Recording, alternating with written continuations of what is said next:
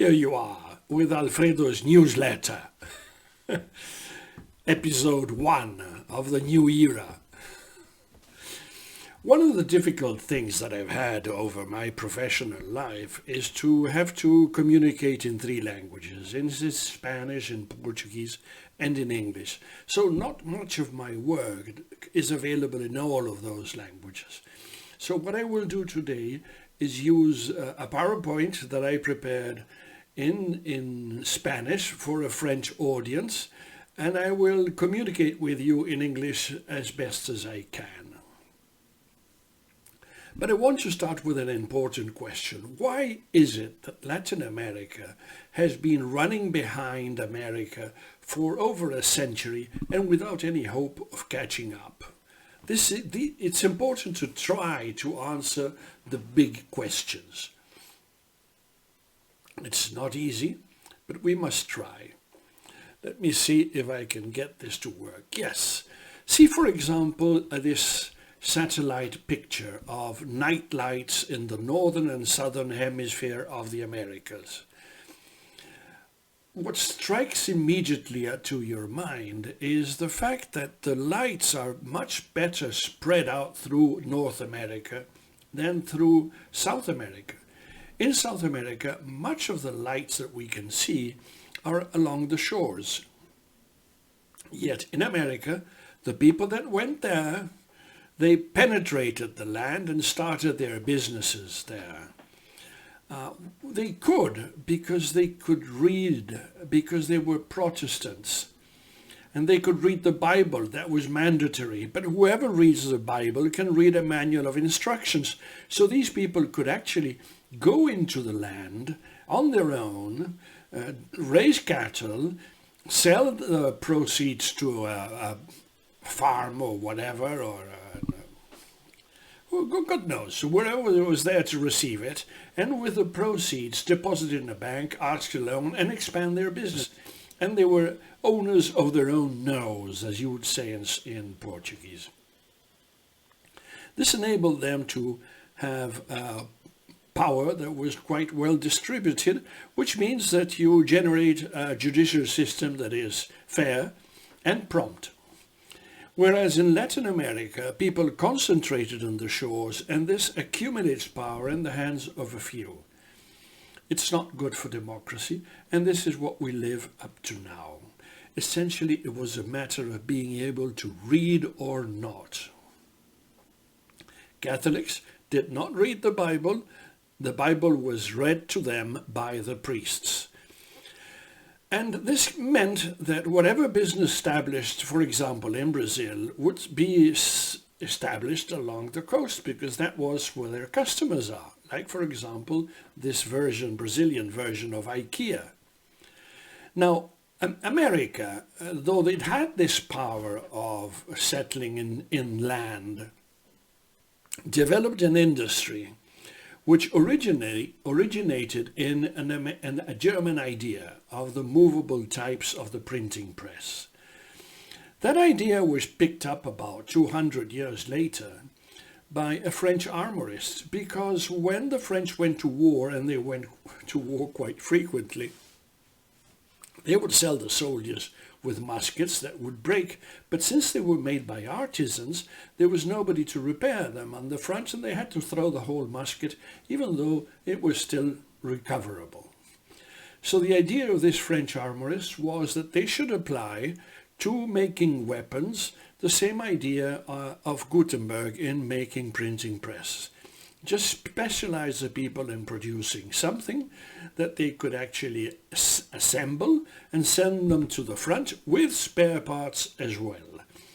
Now, because this threatened this specific political organization of France, which was a feudal regime, it was rejected. But who was in Paris as minister plenipotentiary at the time? Thomas Jefferson. You see, it pays to have a good ambassador. So Jefferson hitched on the idea because he understood that in America the workers were not as well schooled as in France, and they would be able to produce small pieces in a way that they were replicable, and then they would assemble them and carry on. So he took the idea to these other guys. So I missed the picture. But here we have the printing press, and here is Thomas Jefferson, and he gave the idea to the cotton gin inventors with a commission of 1,000 or 10,000 muskets, which never happened. But with this, they trained people to produce small parts that could be assembled. And this enabled an industry to grow. And what you see here is a very concise view of the organization of American system of production at the time of Henry Ford. In the three little circles up there, we have Taylor, and we have Gantt, and Johansen. Now, Johansen was the one that was responsible for making the mechanisms that would allow all pieces to be able to fit into one another. Gantt would measure the complex processes, and Taylor would measure the processes themselves to make them more efficient. But once you have a system of industry working, you need to manage it. And because the American companies became so effective producing under the French system of production, which was afterwards called the American system of production, these companies grew so much that they needed to be managed. They were no longer small shops, now they were large. And an American sociologist named Talcott Parsons went for his PhD at Heidelberg, where Max Weber had taught. And he had written that very important book on managing of bureaucracies. He was dead at the time that Talcott Parsons arrived, but Parsons was supervised by the younger brother of Max Weber. And he was so fascinated with the idea that he asked for the widow of Max Weber for the permission to translate all these books on bureaucracy management into English. He got his PhD and went back to the US. And guess where he was hired? At Harvard Business School, by the founder of that business school, Edwin Francis Gray, which founded the school the same year that Henry Ford launched his Ford Model T. So you see, in only a couple of 100 miles, you had a concentration of innovation, of systems of production, systems of management, and the entrepreneurial spirit that would catch up. So this is how Henry Ford produced his very cheap cars with an idea that originally came from France. Now, when you have a system of production that works so well, it spills over to the management of bureaucracies, and then it spills over to the management of people. And the management of people is quite disastrous because they tend to copy everything.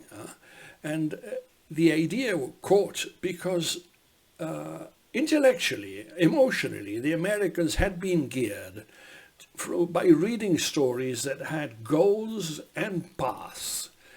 There were goals to be attained and paths to follow. This is the case, for example, of The Wizard of Oz.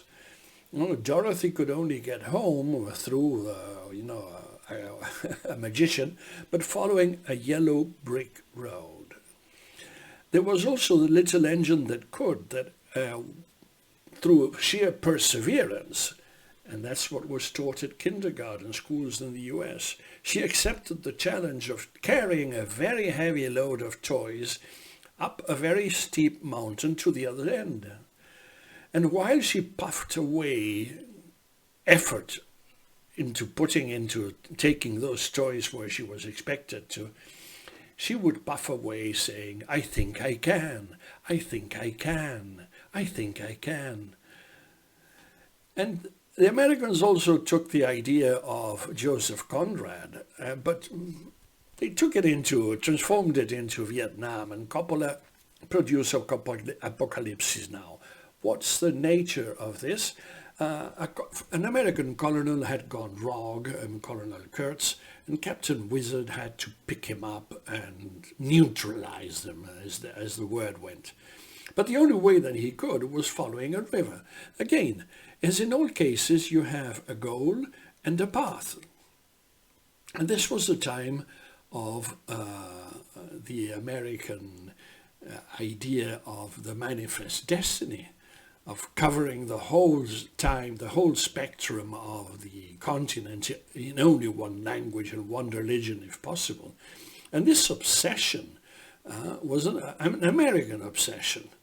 And it worked well for Americans. It was not a disadvantage, no. It actually accumulated the initiative or the perseverance, the resistance, picking themselves up.